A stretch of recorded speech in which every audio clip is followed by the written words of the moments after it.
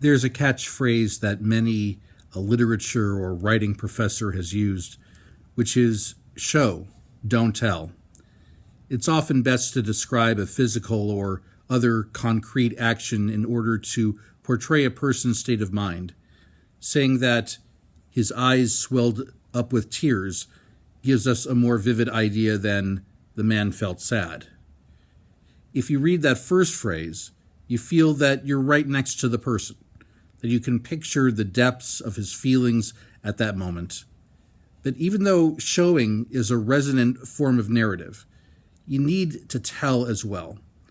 Sometimes the mere words describe what is painfully obvious to some, but highly enlightening to others.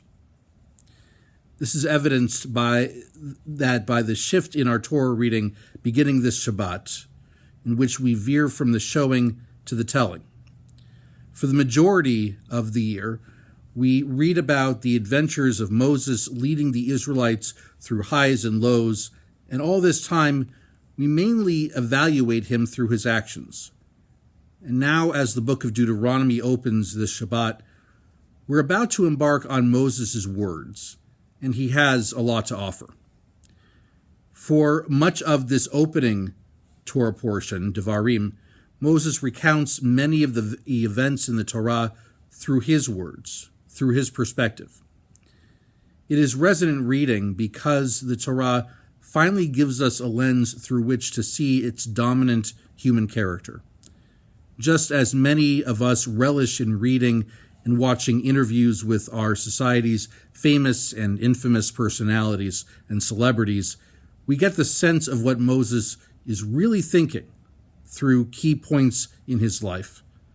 We're getting the inside scoop. But now it's his turn to tell, not to show. After 40 years of leadership through the most treacherous of times, he is finally giving his own first-person account. It may be easy to ask, what took so long? Why, after so many events, so many struggles, are we now finally hearing Moses' voice? After all, as we read from the first few chapters in this week's Torah portion, we note that his perspective adds depth to our picture of our ancestors' story. So we should be glad that Moses has this chance at all.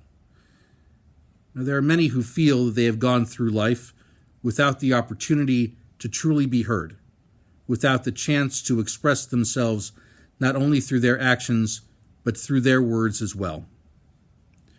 We need to provide opportunities to both show and tell.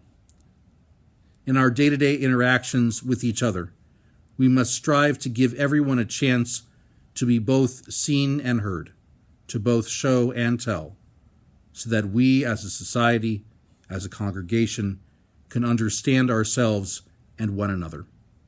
Shabbat Shalom.